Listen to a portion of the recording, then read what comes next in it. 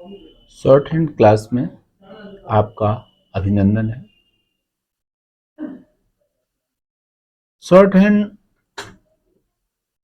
Sir Isaac Pitman ने 1837 में invent किया था और इस क्लास में हम आपको शॉर्ट हैंड पिटमैन की ही बात करेंगे। शॉर्ट हैंड को बेसिकली फोनोग्राफी कहते हैं। फोनोग्राफी, अब हम शॉर्ट हैंड स्टार्ट करने से पहले कुछ बेसिक इंस्ट्रक्शंस हैं, उसको अगर हम समझ लेंगे तो अच्छी तरीके से हम शॉर्ट हैंड कर पाएंगे, क्योंकि हमको स्टेप बाय स्टेप अपने आप को रिकॉन्साइल करना होगा स्टडी को, उसके बाद में फिर है ना, और उसके ऊपर प्रॉपर हर दिन काम करना होगा, क्योंकि लक्ष्य बहुत आगे है और उसके बाद में हमको हर दिन एक एक दिन आगे जाना होगा।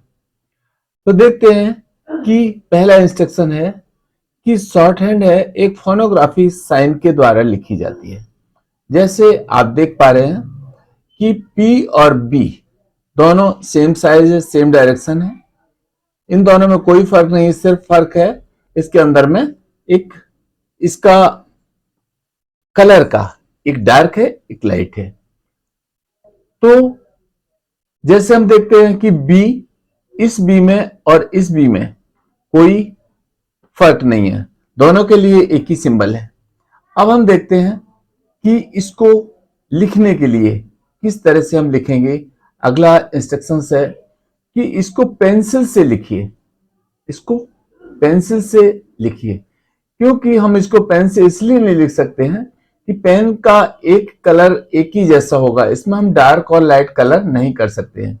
उसके बाद में हम कभी कभी इसको थिक एंड थिन भी लिखना पड़ेगा।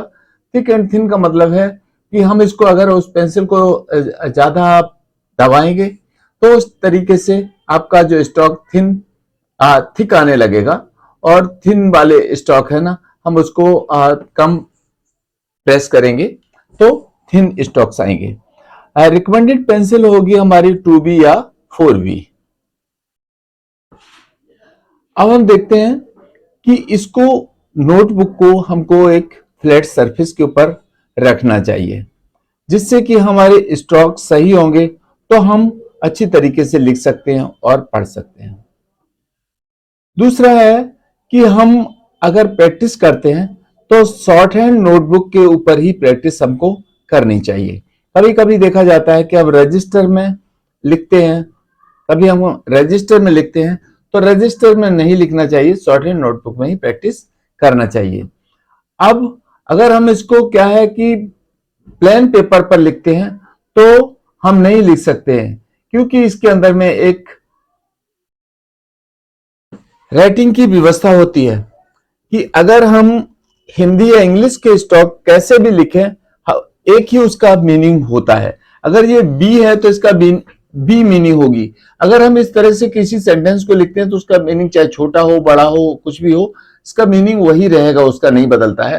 लेकिन शॉर्ट हैंड में अबव द लाइन, जो लाइन रूल पेपर पर हम लिखते हैं तो इसके अंदर में जो लाइन है वो इसके ऊपर लाइन है, ये अबव द लाइन है, ये ऑन द लाइन है, जो इसको लाइन के ऊपर लिखा जा रहा है, और बिलो द लाइन जो लाइन को क्रॉस करके जाता है। तो इसके अलग अलग मीनिंग होता है, अलग अलग मीनिंग होता है। जैसे अबव द लाइन, इसको जब हम कंसोनेंट के साथ में वॉवेल्स को लिखेंगे तो हमारे फर्स्ट प्लेस वॉवेल इसके ऊपर आएंगे, second place on the line आएंगे, और थर्ड प्लेस इसके बाद में बिलो द लाइन जाएंगे। तो अब हमको लिखने में तभी आसानी होगी जब हम इसको रूलदार पेपर पर लिख रहे हैं। अगर हम रूलदार पेपर पर नहीं लिख रहे हैं तो इसको आसानी नहीं होगी। इसके बाद में हम देखते हैं कि इसका साइज स्पेसिफिक होता है। 1 इंच का 6th भाग होता है। 1 इंच का 6th भाग, इसका मतलब 2 सूत जिसको हम कहते हैं, तो वो उतना उसका साइज होता है। एज ए स्टॉक इसको हमने प्रॉपर उसी के बराबर साइज में लिखना चाहिए। अगर हम उसका साइज छोटा कर देते हैं तो आगे चलकर जो स्टॉक हम लिख रहे हैं उसको आधा करेंगे तो उसका वैल्यू भी बदलेगा। जैसे हाल, ये बी है, अगर हमने बी को हाल्व किया तो इसके साथ में टी और डी के लिए ये इसका मीनिंग बदल जाएगा। इसके बाद में जैसे इसका साइज 2 सूत्र है तो इसका साइज 1 सूत्र रह जाएगा। और कभी कभी हमको इसको डबल भी लिखना होता है, डबल लिखना होता है तो इसका साइज इस स्टॉक के दूना हो जाएगा। जैसे हमने यहां पर डबल लिखा है तो एक स्टॉक बी इधर है, 2 स्टॉक बी इधर है।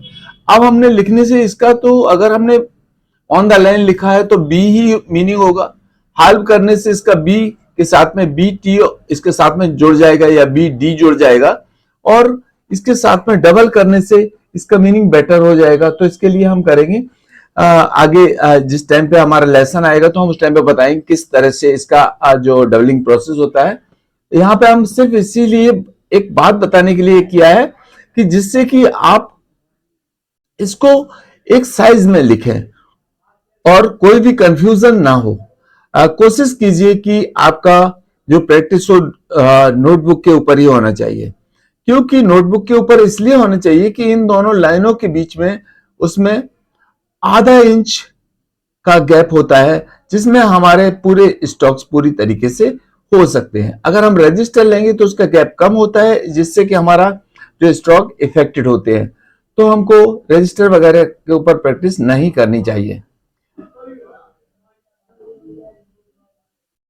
अब हम देखते हैं कि इसको प्रॉपर डायरेक्शन में लिखना चाहिए। जैसे इसको ऊपर से नीचे की ओर लिखना है बी को। अब क्योंकि जब हम इसको डबलिंग करेंगे तो एक ऊपर से नीचे की ओर और दूसरा इसी के साथ में जुड़ता चला जाएगा, क्योंकि हमको शॉर्ट हैंड विदाउट लिफ्टिंग ए पेन लिखेंगे, इजी टू ज्वाइनिंग होना चाहिए। 2 चीजें इसके अंदर में होनी चाहिए जिससे कि हम स्टॉक्स को आराम से जोड़ सकें। मिलते हैं अगले एक नेक्स्ट वीडियो में जिसमें हम अल्फाबेट की बात करेंगे।